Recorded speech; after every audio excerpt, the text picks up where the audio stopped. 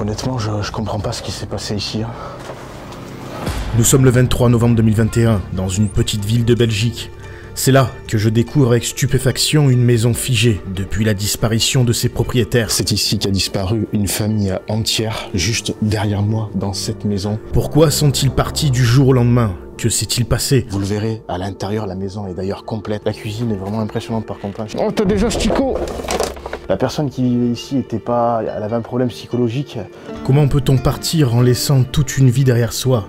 Il y a bien une raison à cela. Ça a dû mal finir ici, hein. Je sais pas ce qui s'est passé exactement, mais... Bienvenue dans Disparition inexpliquée.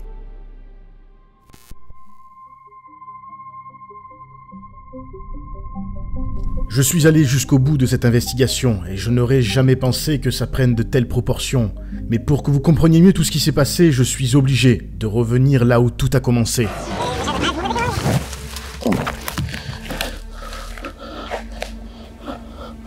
On a encore la tondeuse là, et je viens d'embarquer avec moi une branche. Ah, ça y est, on se rapproche de la maison qui est juste en face de nous. Le jardin est totalement en friche. Salut Joe, ouais, je t'envoie les coordonnées d'une maison que j'ai découvert en Belgique. J'y suis allé il y a pas longtemps, mais c'était vraiment bizarre et malaisant, du coup je suis parti. Fais bien attention si t'y vas. C'est un truc pour mettre les chevaux, ça. Soit c'est pour mettre un cheval, ou soit tu faisais des balades dans le village avec les enfants, ou quoi. Ouais, une calèche. Ouais. Premier ici.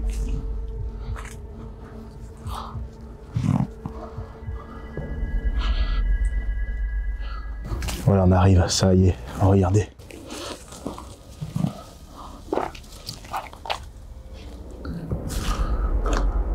Je sais pas s'il y a quelqu'un dans la maison, on va faire attention.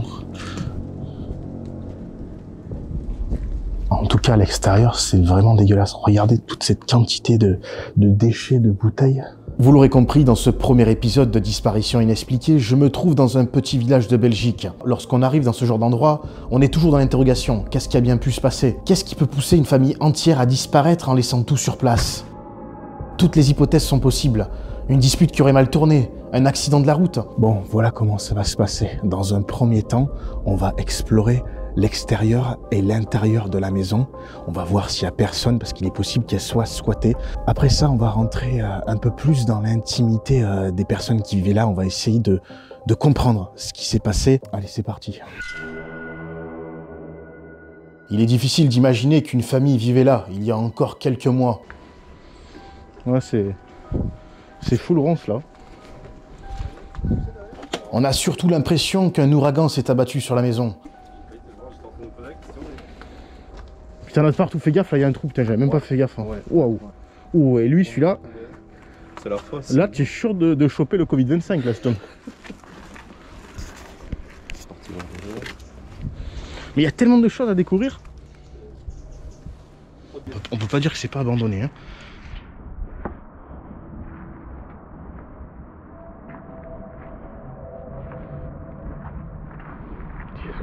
Alors, il y a encore les gousses d'ail juste là. Il y a la cuisine. Quand t'as des conserves de partout, c'est ça qui pue là. Oh, regardez. Oh.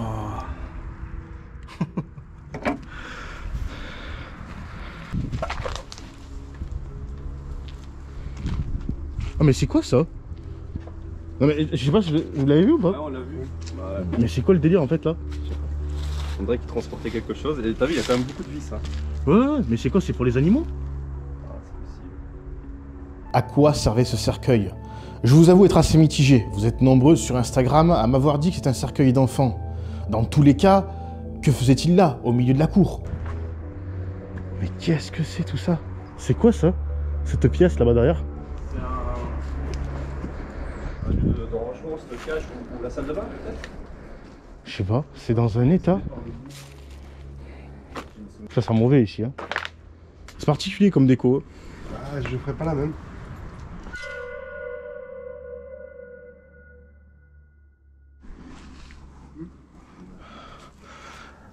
Il y a une Jaguar à l'intérieur du garage. Attends, vas-y, passe la caméra. Merci. C'est assez compliqué de rentrer. Mais regardez, il y a une belle Jaguar. Bon, ils ont commencé à la déboîter là. Il manque les roues déjà. Je sais même pas s'il y a toujours le moteur. Ah ben ouais, ça a été ouvert. Normalement, il est marqué dessus, je pense.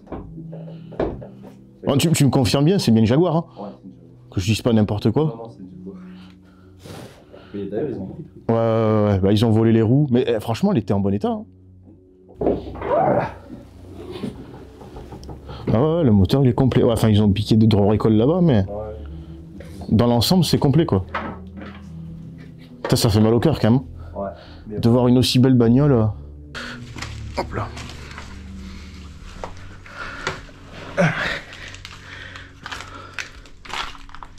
Voilà.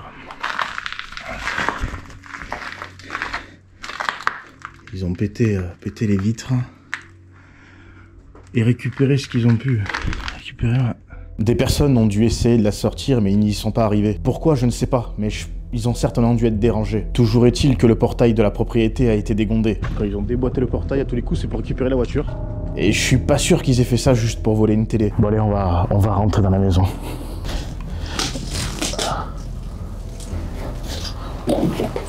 Il y a du verre de partout.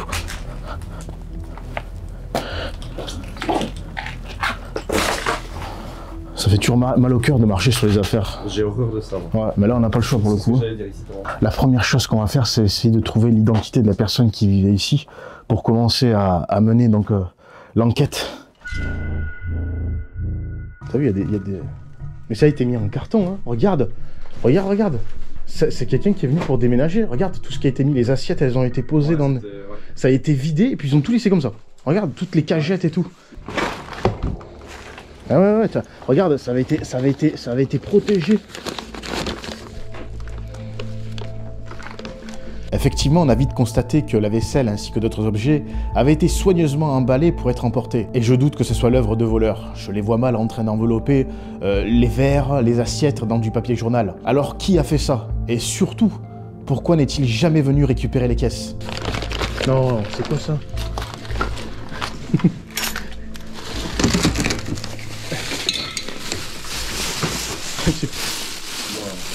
Et il reste même les fruits, oh. Ah oui, quand même, t'imagines? Voilà. La mangue, la mangue, elle est même flétrie, c'est pourtant... Non mais attends, on dirait une vraie, je te jure, c'est tellement réaliste. Regarde. Ah ouais, bien sûr.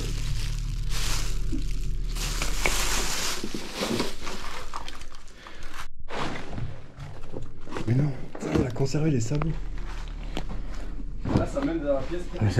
Mais qui fait ça? Ouais, je sais pas. Qui conserve des sabots? Je sais pas, mais c'est...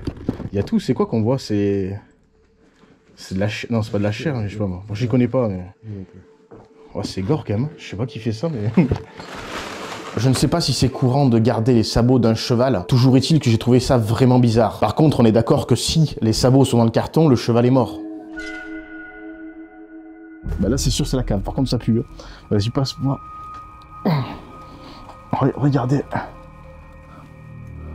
Bien, il reste toutes les affaires. Faire gaffe de pas tomber, par contre. Oh la vache, l'odeur.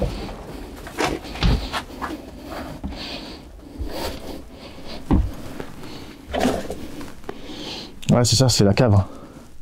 Par contre, ça pue. Hein. Ouais, il y a plein de conserves, c'est ça qui pue en fait. Il y a un congélateur aussi.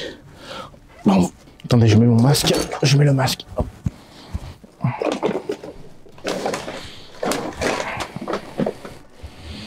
Oh putain, il est plein ce con. Oh, t'as des asticots. Il y a des asticots. Si je devais vous décrire ce moment-là précisément, c'était un mélange de viande avariée, de camions à ordures et d'égout. Ah, il y a encore un congélateur. Ouh. Qu'est-ce que c'est qu'il y a au fond? Oh, ça pue. Ah, c'est horrible. Ah, ça pue trop. Donc, pour résumer, la bouffe n'a même pas été enlevée des frigos et congélateurs. C'est vraiment space. Hein. En général, quand une personne décède, la famille ou les proches viennent au moins vider les frigos et les congélateurs. On enlève tout ce qui est périssable. Et là, tout est resté, mis à part l'électricité qui a été coupée. J'ai pu voir une date de péremption de 2018. Ça peut déjà nous donner une idée de la date de l'abandon. Attention, j'ai bien dit que ça pouvait nous donner une idée, mais cela reste assez vague. On peut pas se fier à une simple date de péremption. Mais c'est déjà un premier indice. Et là, on arrive dans la cuisine.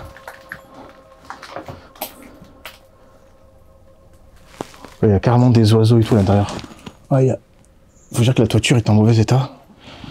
Regardez, même ici, il y a des cagettes. Enfin, ça avait été préparé pour partir, quoi. Je veux dire, là, là-bas, là-bas. Ils sont jamais revenus, quoi. Ouais, tous les placards sont pleins à craquer.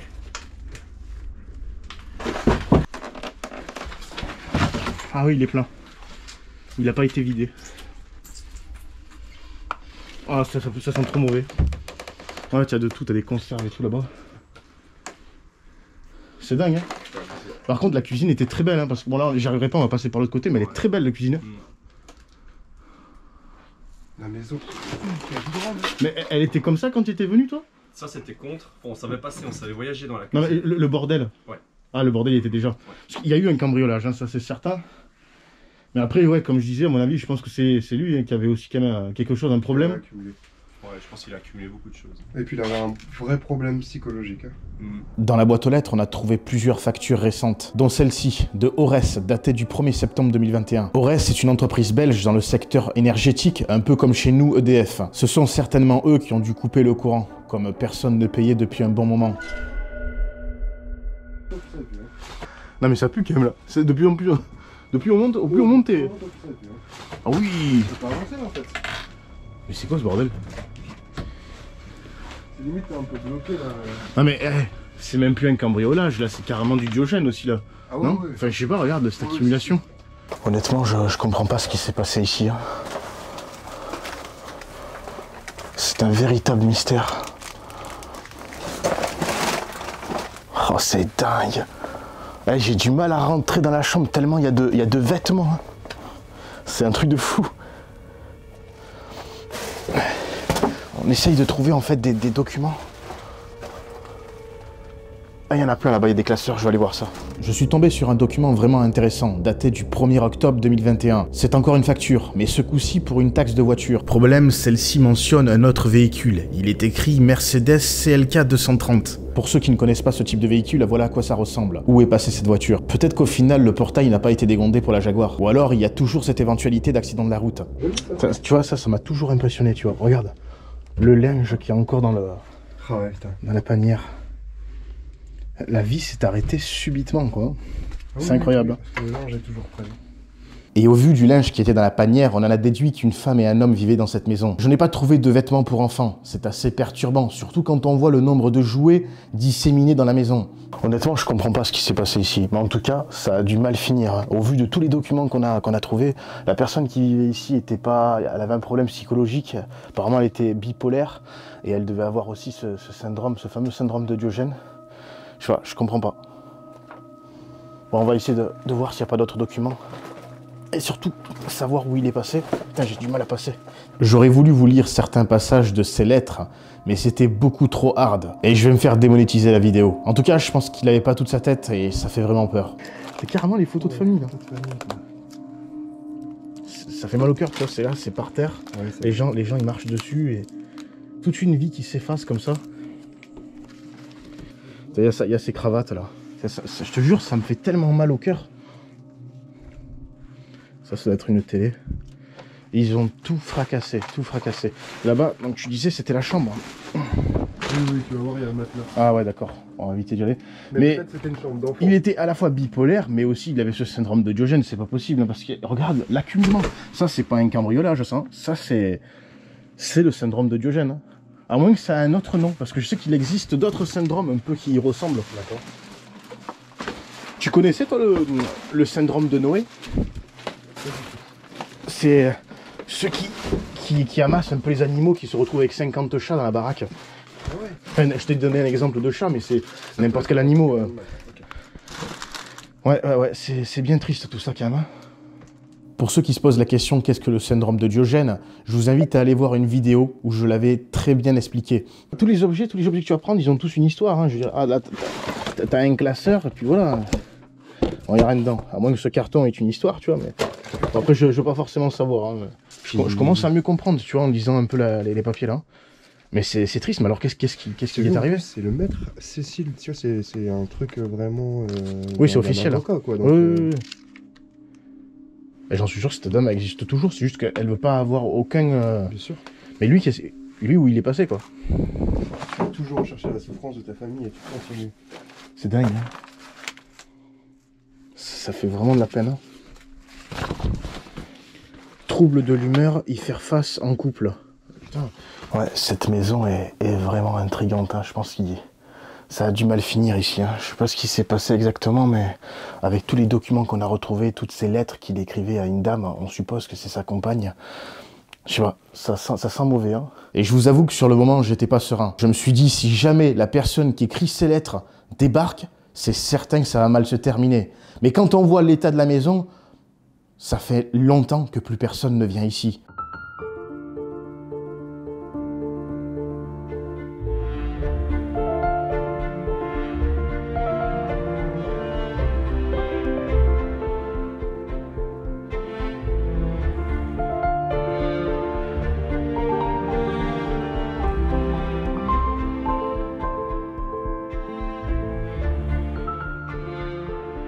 Regarde, parce qu'il y a des trous partout, hein. On va descendre. Parce qu'en haut, je pense que là, on a tout vu, quoi. Parfait, allez, go. On a trouvé l'identité de la personne qui vivait ici. Enfin, on suppose que c'est lui, mais bon, toutes les factures sont à son nom, donc c'est lui. Il y a sa carte vitale, il y a tous ses papiers. C'est dingue, quand même, hein. Je comprends pas. Et là, on regarde, en fait, sur les réseaux sociaux s'il y est pas. Tu regardes quoi sur Facebook, là? Ouais. Ok. 6 novembre, il a mis une photo. Ah bon, donc tu l'as trouvé? Ouais. Enfin, je suppose que c'est lui, regarde. Ouais, mais c'est lui. C'est lui. Putain, c'est dingue, ça veut dire qu'il est encore vivant? C'est lui. Putain, je comprends pas. Ouais, il y a tout, il y a sa carte vitale, sa carte de travail. C'est dingue, il a tout laissé ici, quoi. Il y avait beaucoup de rumeurs dans cette maison et j'ai bien fait de me faire mon propre avis. Dans le monde de l'urbex, cet endroit s'appelle la maison du prisonnier, car soi-disant le propriétaire serait en prison. Mais c'est faux.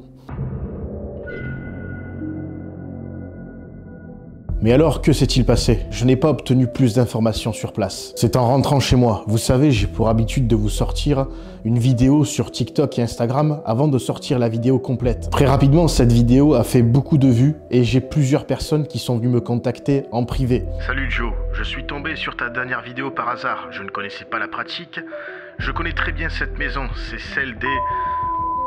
J'étais à l'école avec leur fils, une sacrée histoire. Beaucoup de rumeurs courent sur celle-ci. Mais personne n'est mort, elle n'est pas non plus hantée. Daniel, le papa de Jérôme, celui que tu montes sur la carte, a été interné en hôpital psychiatrique. Il était devenu complètement fou. Il devait de l'argent à tout le monde. Les noms que cette personne me cite sont exactement ceux que j'ai retrouvés sur place. Et effectivement, certains documents faisaient part de troubles psychiatriques. D'ailleurs, le fils Jérôme était devenu le tuteur légal de son père, Daniel. Il a continué à me donner pas mal d'informations sur la famille, notamment sur le fait qu'ils avaient beaucoup d'animaux. Que sont-ils devenus, ça par contre, je ne sais pas. Il avait un cheval? Ah mais c'est ça alors les sabots qu'on a vus dans la baraque. Ah, c'est pas impossible.